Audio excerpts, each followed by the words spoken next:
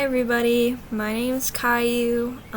This is my interlanguage analysis presentation. I did mine on Abdulali. I hope I pronounced that right. Probably not. Sorry if I didn't.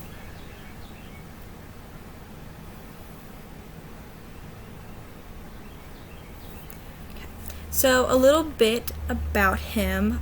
He's from Saudi Arabia, so presumably his first language is Arabic. He is an admirer of Albert Einstein and his contributions to science.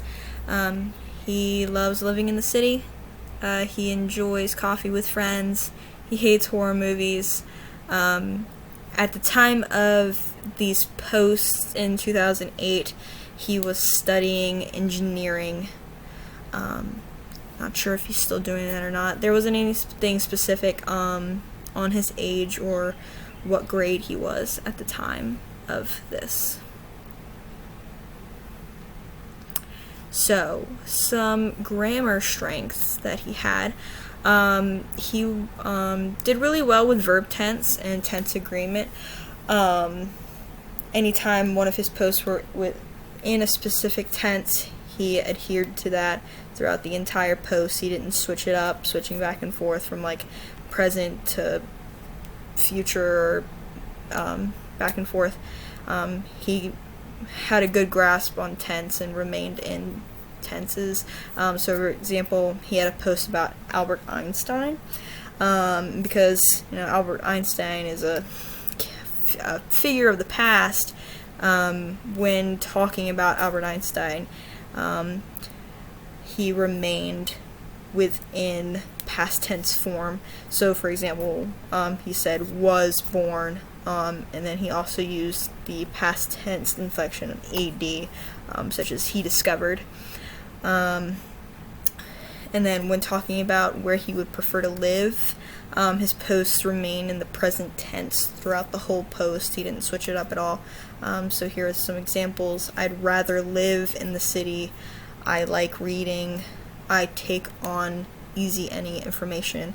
Right there's a bit of a grammatical mistake as well, but for the purpose of this, I'm just talking about his tenses. Yeah, he seemed to have a really good grasp on tense and how to use it. So I thought that was a good thing to point out. And then for his weakness, he didn't really understand how articles worked or where articles were supposed to go. I'm not too familiar with Arabic, but I'm assuming that they probably don't have anything like articles, or if they do, it's not like close enough to how we use articles in English for him to be able to transfer that knowledge from his language over to English. He mostly had a problem with the definite article the. He would either omit it from a sentence completely, where there needed to be one, or he would substitute it with the indefinite article a. So, for example, in one of his posts, which was titled "The Celebrity in Last City," in this title, he both omits and substitutes the indefinite article. So, he uses the before celebrity, which shouldn't be there, because celebrity is a more of a general word. So he should have the indefinite article a there instead,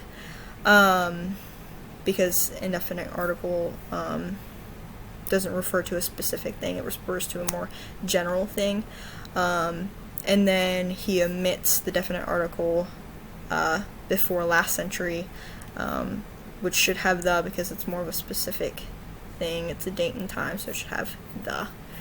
And then another grammar rule pertaining to the is you're supposed to use the when referring to regions.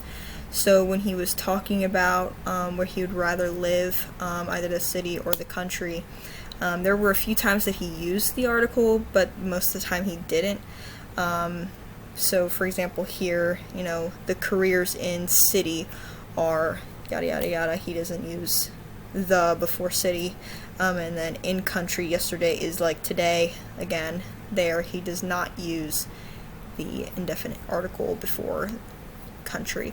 Another one that I didn't include on the slide was he was talking about Albert Einstein's contributions to space science, and he was talking about the universe, but he didn't put the before universe. He just said universe, and I think grammatically universe applies to the region rule, so the should have been there as well.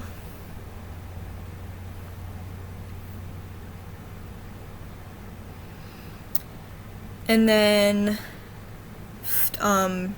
for teaching suggestions for his problems with articles, I chose two different ways to do this, noticing and then the I can remember game from our textbook. It's on page 24 of our textbook. So noticing is when you give your student a text that contains the grammatical element that you want them to pay attention to, and it comes up frequently in that text. So I was going to have him read a text, see how all those, how all the articles within it are being used, like what words they come before it.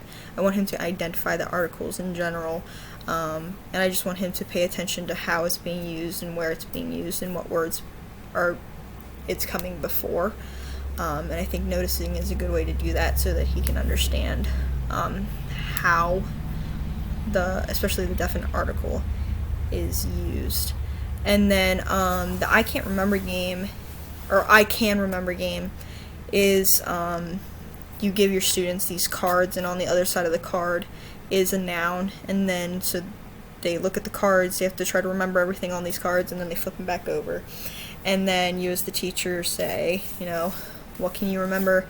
And then the student has to say, I can remember, and then they have to use the correct article that would come before the noun that they can remember. So, if like there was a car on it, you can say, I can remember a car. Or if maybe it's like there's a blue car and a red car, you can say, I can remember the red car, or I can remember the blue card. It helps them practice those articles and what nouns they come before. So yeah, those are the ones that I thought would work best for him, being able to notice them in a text and how they're being used, and then actually being able to use them and put that grammar aspect into action, I think would really help him, because throughout his posts, like I said, he either omitted an article or used the wrong article in place of it.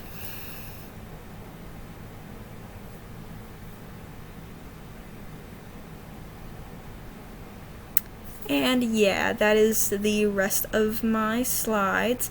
Thank you for watching, and I hope you guys have a wonderful summer. Bye!